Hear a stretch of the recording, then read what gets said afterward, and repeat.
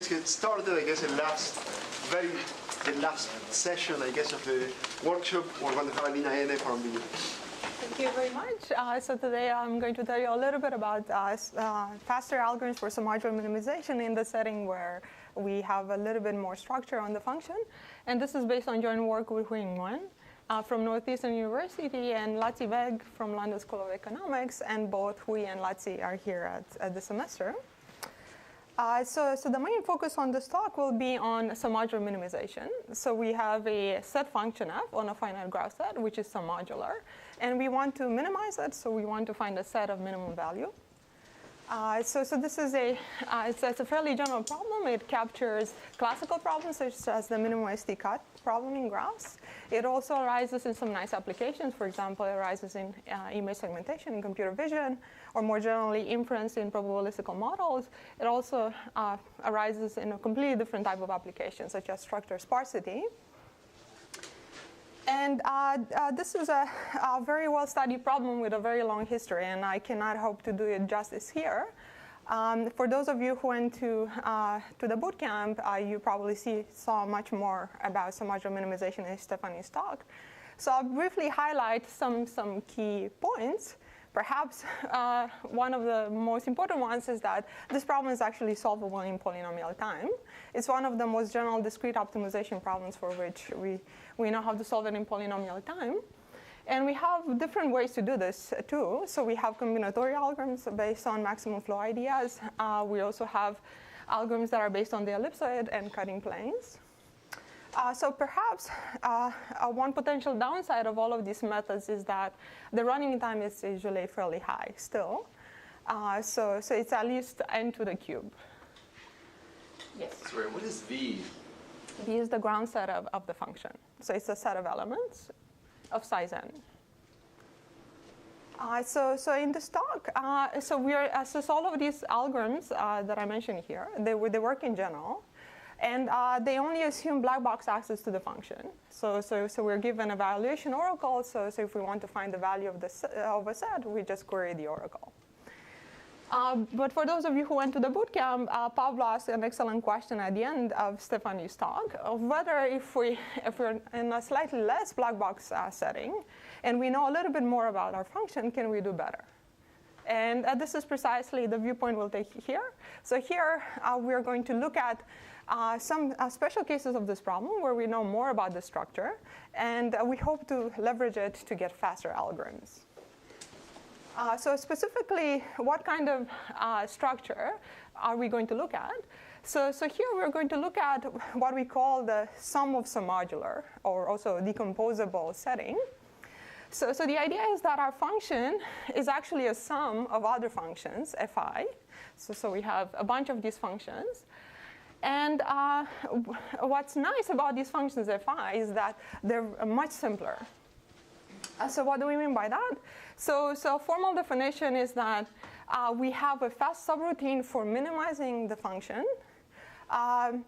And maybe with the addition of a linear function. So we can minimize fi plus some linear function on the same ground set. We'll see a different way to look at this later on. But the point is that each of these functions is simple, and we're adding them up, and we want to minimize the sum.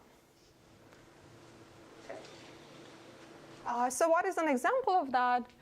So a very simple example actually arises in graphs. So if you look at the minimum ST cut and the cut function of a graph, so what is that, right? So for every set of vertices, like this one, the cut value is the total number of edges leaving.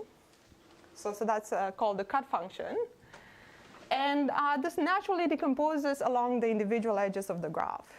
So we can think of the cut value as a sum over the individual edges. And this is simply saying, is this edge leaving the set or not? So it's the cut function of a graph with a single edge. So why is this helpful? Well, because each of these edges is much simpler, right? So if we have a graph with a single edge, finding the minimum cut is trivial.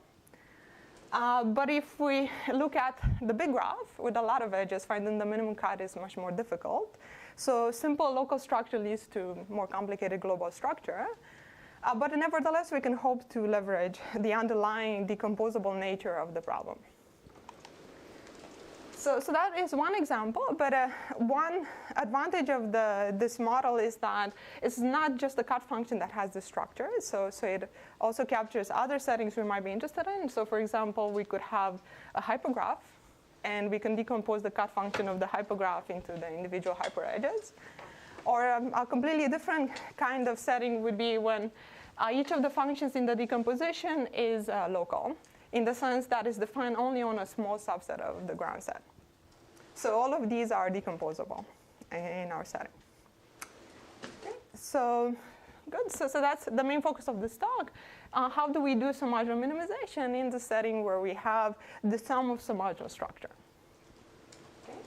So I'll show you two types of algorithms, both of which leverage the structure to do faster than in general.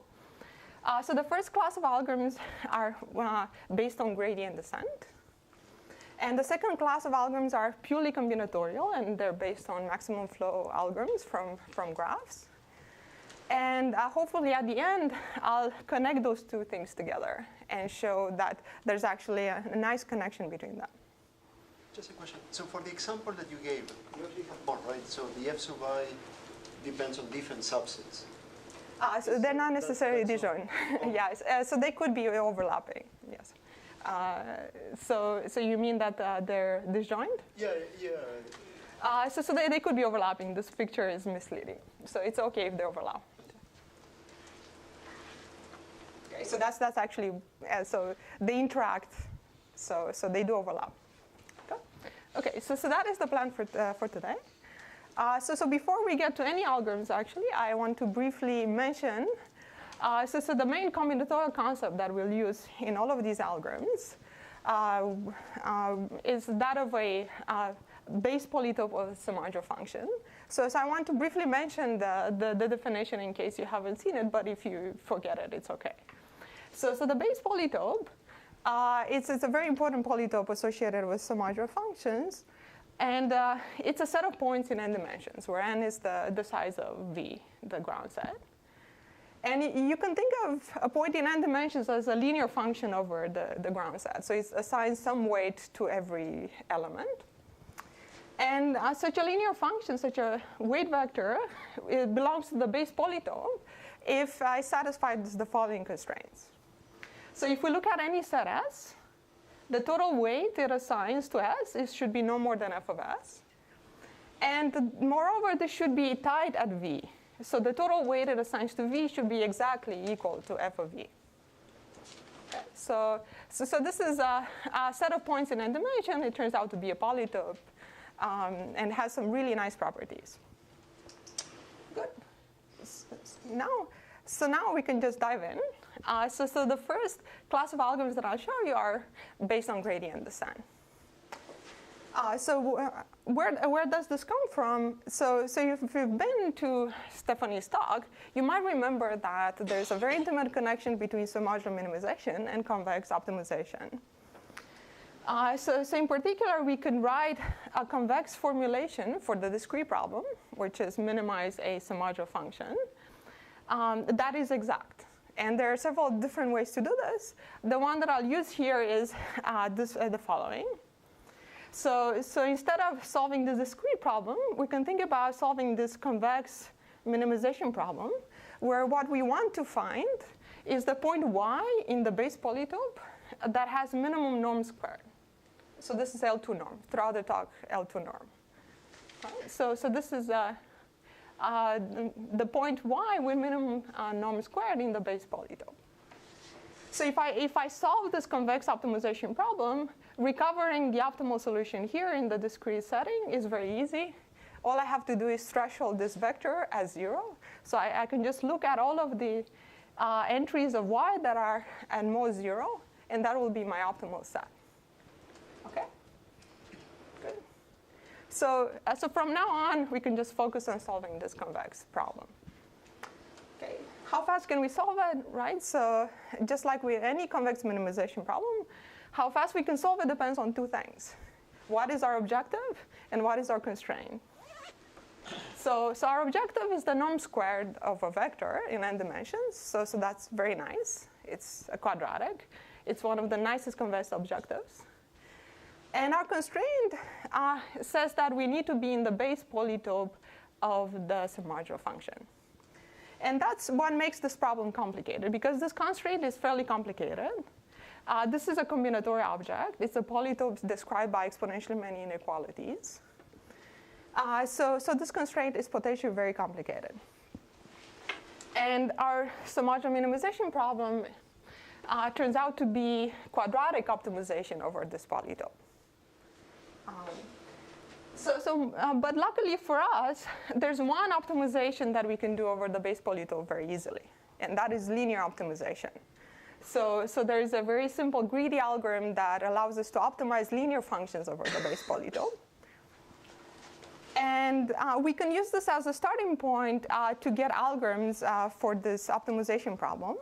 So for example, since we can do linear optimization, we can do separation. So we can use ellipsoid or cutting plane methods to solve this problem. So one nice thing about these approaches is that we'll get provable polynomial running times, both weakly polynomial and strongly polynomial.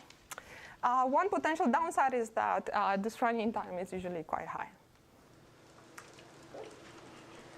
So another approach that we might want to take is to go with iterative methods. So for example, we could use an algorithm such as Frank-Wolf.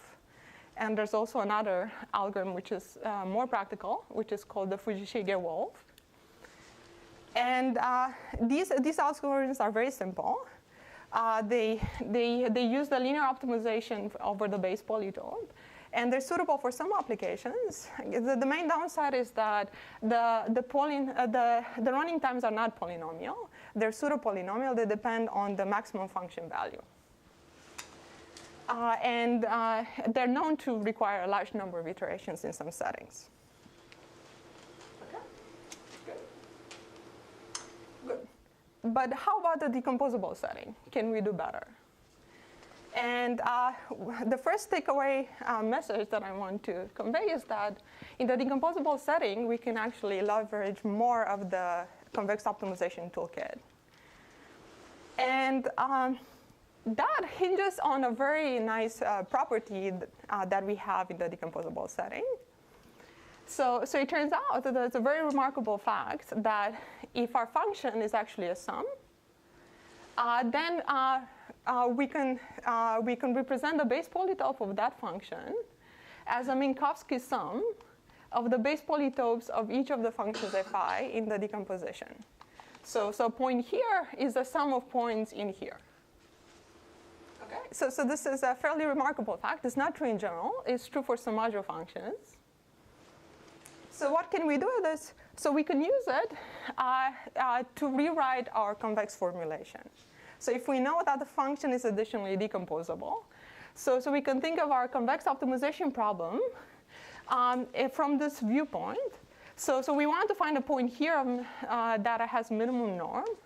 That point has a decomposition into a sum in these base polytopes. So we can think about finding these points in the decomposition. So we want to find yi in the base polytope of fi.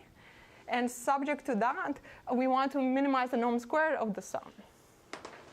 Right? So I'm just using this very convenient fact. Okay. Why am I doing this? Well, so one nice thing happened here, namely that what was previously a complicated constraint, now it decomposes into these separate constraints over these base polytopes of these functions fi. And each of these functions is much simpler than the original one, so that the constraint is nicer. And it turns out that we also lost a little bit in the objective, and we'll see that later. But at least we managed to simplify our constraint much more. And it turns out that the fact that each of these functions fi is simple gives us quite a bit of flexibility, because one of the things that it implies is that we can do quadratic minimization over the base polytopes of these fi's. And that will turn out to be very useful to us. Okay? So So just to summarize, so by leveraging this decomposable structure, we can write this convex formulation for the problem, for which the constraints decompose. And it turns out that this kind of formulation can be solved much faster using gradient descent. And it has been a nice line of work that showed that we can get very fast and practical algorithms using gradient descent to solve this convex optimization problem. So the fastest search algorithm, so I'll also show you one of them. So the fastest search algorithm comes from our work with Huing Nguyen. And what we propose to do is very simple. So we propose to minimize this convex objective using random block coordinate gradient descent. So you'll see in a moment what that is. If you've been to Mark's talk, you already know what it is. And there's also an accelerated version of this, and this achieves the fastest running times we currently have for this. Okay, so what is this algorithm? So it's very simple. It's simply it's applying block coordinate descent to this formulation. So here we think of each yi as a block. So that is our block. So the algorithm starts with some initial point that is feasible. So each of the blocks is in the appropriate base polytope. And in every iteration, you'll pick one of these yi's uniformly at random. And you will update them by solving a quadratic minimization over the base polytope of fi. Okay. So if you're used to gradient descent, you'll immediately recognize what this is. If you haven't seen this before, here's one way you can think about it. So why are we doing this optimization? So really what we're doing is that we are exploiting smoothness in our objective. So in particular, in every block, the gradient is Lipschitz. Right? So the gradient is smooth in every block. So simply by integrating this property, what we get is a very nice fact that our potentially more complicated objective function has a quadratic upper bound. It's a global upper bound that happens to be tight at the current point. So one idea you might have is that in order to improve your solution, we might think about minimizing this quadratic. So this is the quadratic. So we might think about minimizing it to get a new point y prime. And we're guaranteed to improve because this is a global upper bound. And this is exactly what we're doing here. This is a very standard gradient descent idea. Okay? Good? Can you remind us what G was? What's that? Can you remind us what G was? I know it was. So G is this sum, the norm squared of the sum. And when you write grad with a subscript I, what does that mean?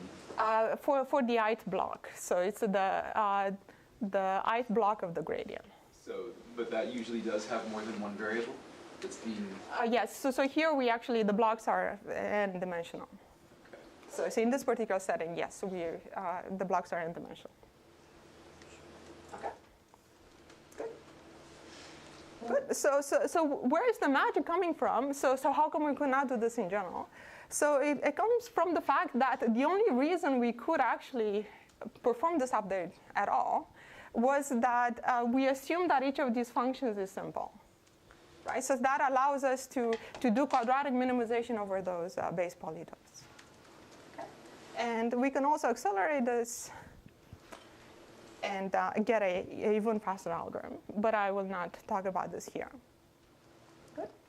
So once you minimize it, you're projected onto the base polytope. Is that what's happening there? So it stays in my feasible region throughout, because my feasible region says it decouples. So my constraint is that every block should be in the appropriate base polytope, and I maintain this explicitly because I'm doing a constraint minimization. And that's using the constraint minimization for the simple functions. Exactly. So that's exactly what we're leveraging here. So since these base polytopes are simple, we can do quadratic minimization over them. What's the running time for this minimization? Exactly. Thank you. That's for, so exactly as Swati was asking, right? So the algorithm is, we do random block coordinate gradient descent for this formulation, and we can implement it. But how fast does it run, right? How quickly does it converge? And it turns out that we can actually show some very nice guarantees for this. So specifically, here's the running time that we'll need in order to be within epsilon of the optimum value. So the running time is n, the size of the ground set, times r, which is the number of functions in the decomposition, times a log of the maximum function value over epsilon. So this is how many quadratic optimizations we'll do over these little base polytopes. And one thing that I like to emphasize here is that the dependency on the 1 over epsilon is logarithmic. And this comes from the fact that we can actually show linear convergence rate for this algorithm. I'll mention right at the outset that this is not immediate, because this objective is actually not strongly convex. So it turns out that for our specific problem, we have combinatorial structure that we can leverage. And this is what I'll tell you at the very end. But the important here is that we do get log of 1 over epsilon convergence, and this is precisely what we needed. Otherwise, we would be running in pseudo-polynomial time. Okay. So for functions that are integer valued, we can even solve it exactly. So epsilon only needs to be about 1 over n. So we get this kind of running time for exact. Okay. So this is all I wanted to say about this algorithm for now, and I'll come back at the end and explain why we don't have a strong convexity and how can we use the combinatorial structure to get around that. But before we go there, let me give you a perhaps completely different take on this problem, and a different class of algorithms, which are combinatorial. Okay. So the quest for combinatorial algorithms for submodular minimization goes a long way back, since the development of the ellipsoid method, who showed that submodular minimization is solvable in polynomial time. And at that point, the main focus became on whether we can design combinatorial algorithms for the problem. And the reason being that the ellipsoid algorithm was ultimately not satisfactory. So people expected that it will not be very practical. And also, it did not shed much light into the combinatorial structure of the problem. And one of the key starting points of this whole area was a very beautiful framework, which was introduced by Cunningham. And he designed a framework for obtaining combinatorial algorithms for submodular minimization. So this eventually led to the first such algorithm for general SFM. And it is the basic framework for all of the combinatorial algorithms. And in particular, will be the starting point of the algorithms that I'll tell you in this talk. Okay? So what is this framework? So the idea is that we want to maintain a point in the base polytope, just like we did before. But instead of updating it using gradient descent, we want to use a completely different kind of idea. So in particular, we want to take inspiration from algorithms for graphs, maximum flow algorithms, and iteratively update our point until it becomes optimal. Okay. So there are several questions that come to mind immediately. The first one is, how do we even represent a point in the base polytope? So in general, the answer is, well, it's a polytope. We can always represent it as a convex combination of vertices. And the main advantage of that is that it's very general, so we can do this for any submodular function. But there also comes with a significant caveat. So maintaining a convex combination of vertices of the base polytope turns out to be very difficult to maintain and update. It's very expensive. This is the reason why all of the combinatorial algorithms for general SFM are very slow. But of course, just like we did in the continuous setting, we could ask ourselves, but what if we have decomposable structure? Can we do better? And it turns out that yes, we can. And the reason is very much the same reason we saw before.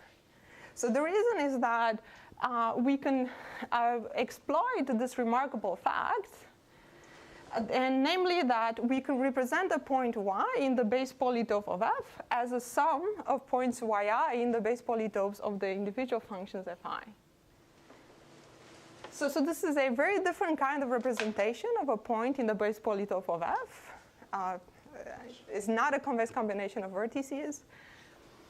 And it turns out to be much more versatile way to represent a point. Why? Well, for the same reasons as before. So things are a lot simpler when we're dealing with these base polytopes of the simple functions. So we can test membership, we can do quadratic optimization, and so forth. So this turns out to be remarkably helpful. Okay. Good. So how do we exploit it here? So here we want to take a different take and exploit this decomposition. So now let's think about how we would update it. So let's say that's how we're representing the points, but how do we update them? Good. So we're maintaining this point as a decomposition into these points in the base polytopes of fi. How do we update it? And here, this is where we depart from the continuous viewpoint. So here we want to put the graph max flow cap and think about it very combinatorially. So the very high level idea is where we want to sort of pretend it is some sort of a max flow instance. Okay? So how do we do that? So what do we do in max flow? So we have a current flow. And we look at the residual graph, and we find some path and augment along that path. Can we do that here? And the answer is yes. So we can define what we can think of as the analog of the residual graph. So we'll call this, let's say, auxiliary graph. So this auxiliary graph will be a graph on the vertices will be the ground set, and we'll have arcs for these functions in the decomposition. And for every function and every pair of vertices u and v, it will have an arc with some capacity, which is the exchange capacity between u and v in the base polytope of fi. What is that? So it's a very simple idea. So let's think about this point yi. It's in the base polytope of fi. And we're looking at u and v. So let's imagine modifying this vector in the following very simple way. So we decrease yi of u by epsilon and increase yi of v by epsilon. Sorry, decrease one, increase the other. If this new point that we get stays within the base polytope of fi, this is a valid operation. And the capacity is precisely the maximum value by which this is a valid operation. Okay, so this is called an exchange capacity. So for every pair of vertices uv and every function I, we have an arc with the appropriate exchange capacities. And we'll treat this as a residual graph. It turns out that it's actually the residual graph if the original instance was a graph cut instance. So at least that checks out. In the submodular setting, it's a bit more complicated because these capacities are actually correlated. But nevertheless, we can think of it as a residual graph. So in particular, we can think about updating these yi's by, for example, picking augmenting paths in this residual graph. Okay? So pushing flow along an arc precisely corresponds to this exchange in the base polytope. Okay? Good. So what can we do with this? So we could imagine running algorithms such as N-Scarp-Dennett's or pre-flow push. So if we do this carefully, it turns out that this will actually work. Okay, so we can pretty much translate all of the classical algorithms to the submodular setting. So we simply use them in this auxiliary graph and augment in the same way that these algorithms would do. And the nice thing about it is that it really is faithful to the maximum flow algorithm in the sense that the elementary operations, these capacity computations, are actually proportional to the number of basic operations of these original algorithms. So for example, in preflow push, the number of push and relabel operations that we do is n squared m. And this is precisely what this algorithm will recover in the submodular setting. So the number of oracle calls will be n squared r, because r is m in that case. Okay. So this is a very high level, but the basic message is that we can pretty much translate all of the classical algorithms with quite a bit of care. Okay. So good. So this is all I wanted to say about these discrete algorithms. So there are two main points that I like to make, so to bring everything together. So one of them is that we can actually use these discrete algorithms to analyze the continuous algorithms. So there's a nice connection between those two, and I'll show you a little bit of that in the rest of the talk. You might also be curious to see how these two very different approaches compare. Because I won't have time, actually, not going to talk about this, but you can take a look at our paper, which is also in the archive. There we did an experimental comparison of these different algorithms on computer vision tasks. You can take a look if you're interested in seeing how they perform. So one takeaway message there is that in different regimes, the continuous algorithms work better, and some other regimes, the discrete algorithms work better, as you might have expected. But in the remainder of the talk, I'll focus on this part, where we go back to these gradient descent algorithms we saw at the very beginning, and we try to analyze them. And the way we'll do it is via these insights from the discrete algorithms, which is somewhat interesting. Okay. All right, good. So going back to the original problem, the problem that we solved via gradient descent at the very beginning of the talk was this problem, this convex minimization problem, where we wanted to find these points yi in the base polytopes of fi that minimize the norm square of the sum. Right? So we have this feasible region here, which nicely decouples along the individual functions fi. And we have optimal solutions here, and we want to find one of these optimal solutions. And the way we saw to minimize this was using random block coordinate descent. Okay. So at that point, I mentioned that we can show linear convergence rate for this algorithm.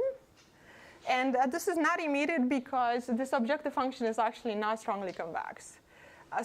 Because of the sum inside. For example, you can easily see this, that the optimum is not actually unique. So we can move mass around between the points yi without actually changing the objective. So we have multiple optima. So the objective is not strongly convex. So instead of using strong convexity, we'll show linear convergence in a very different way, which will be very combinatorial. And this is what I want to show you in the next few minutes. Okay, so good. So before we go there, so let us remind ourselves what is strong convexity. So if we have a function f that we're trying to minimize over some feasible set, what does it mean for the function to be strongly convex? So what it means is that for any 2 points, like these blue and red points, the difference in function value should satisfy this property. So we have a term depending on the gradient, and a term that depends on the distance between those 2 points. And here, the distance is L2 norm distance.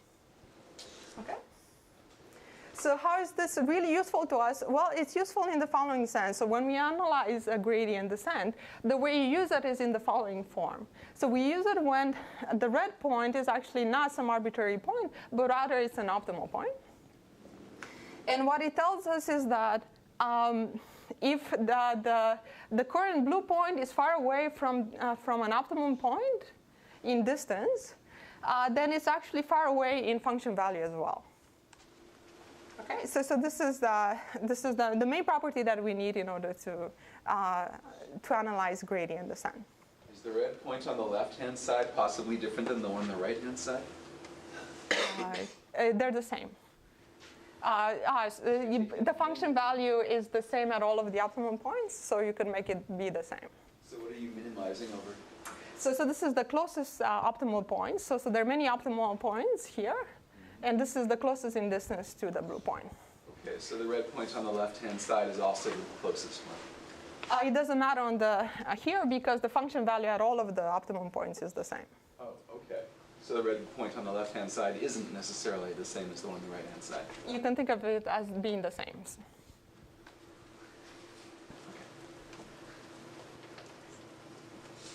All right. So this is what we really need. So let's just give it a name so that we can more easily refer to it.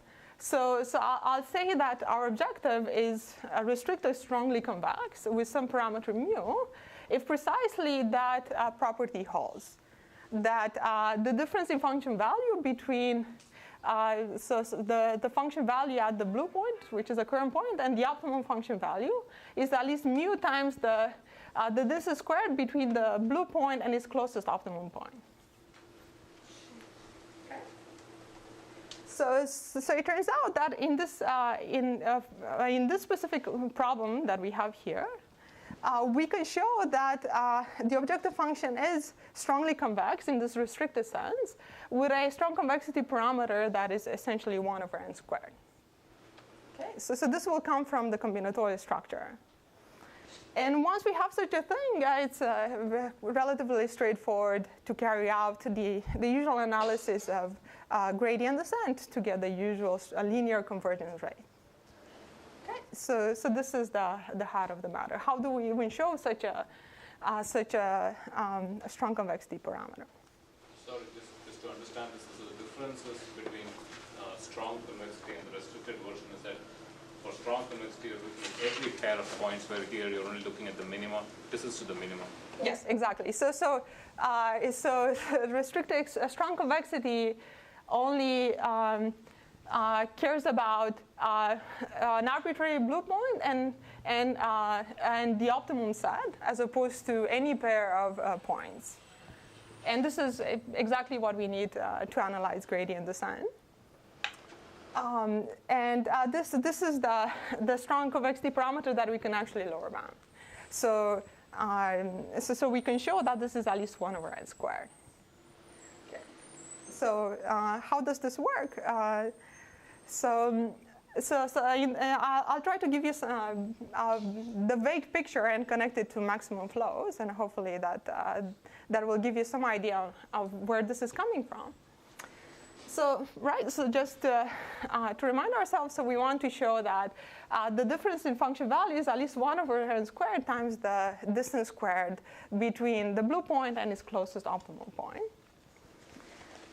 So how do we understand this? Well, so what is the function value at the blue point? So the blue point has blocks corresponding to these base polytopes. So it's a sequence of blocks, and its function value is the norm squared of the sum of the blocks.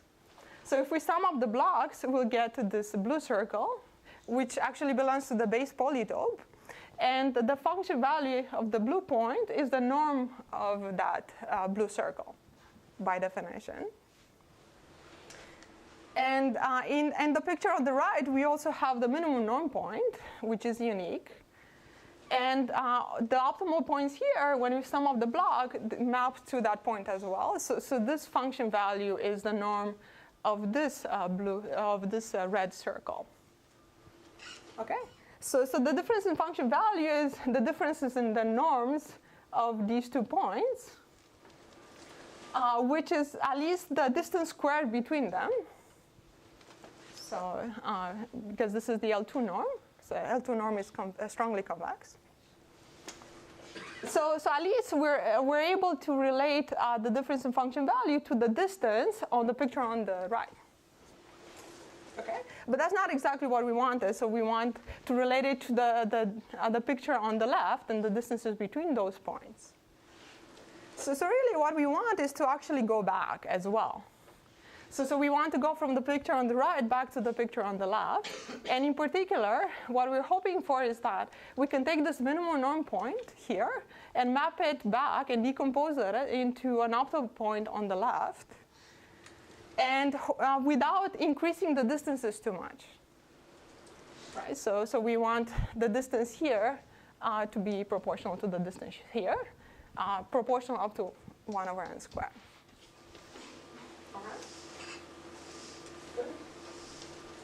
So why would such a thing be true? And how we would go about finding such a decomposition? And here it's actually useful to think about what would we do if we actually were in a very familiar setting, which is graph maximum flows and cuts. So if this was actually a graph instance, a minimum cut instance, what would happen, right? So what are these pictures? So it turns out that the picture on the left corresponds to flows. So each function fi corresponds to a single edge in the graph. So a point like the blue point here is actually a flow. It's an assignment of flow values to arcs.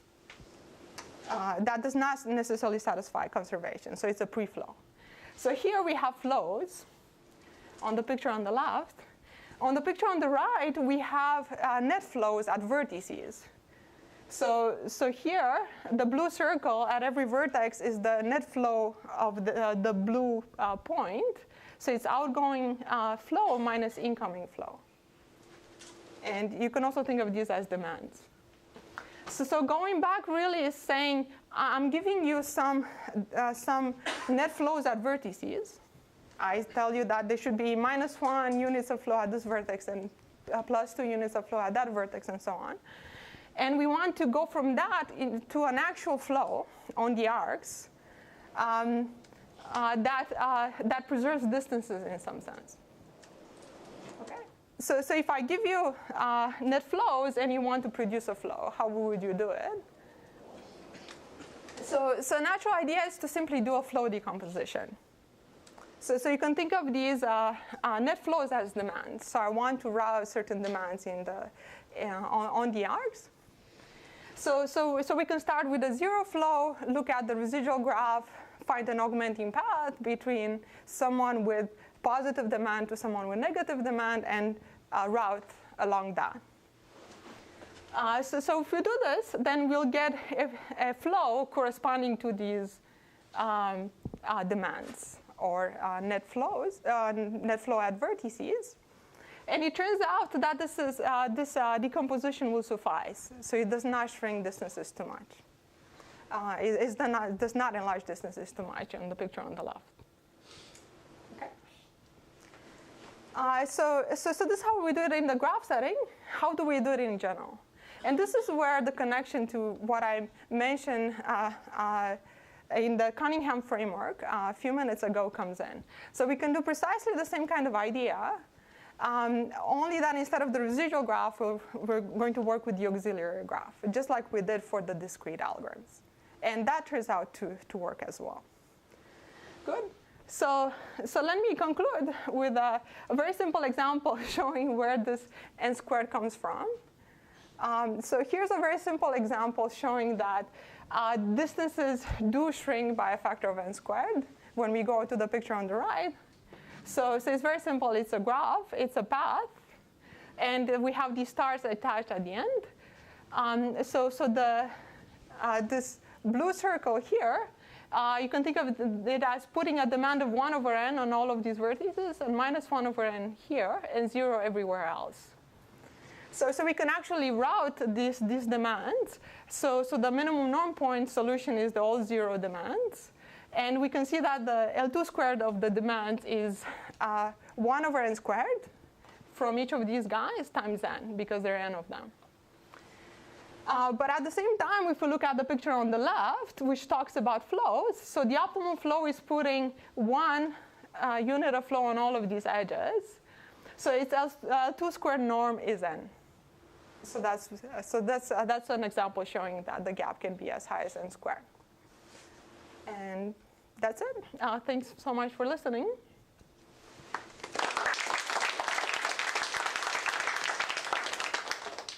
Questions or comments for you? So if minimizing a quadratic over BF pi is easy, so why not just doing block coordinate minimization rather than block coordinate gradient descent? So how do you think? Because your G is also a quadratic, so just why can't you just take a block and minimize over that, given that minimization of that and just taking gradients? So that's what we do, though. That's exactly what we do in the random block coordinate descent. So we pick a random block and do quadratic minimization over that block and update it.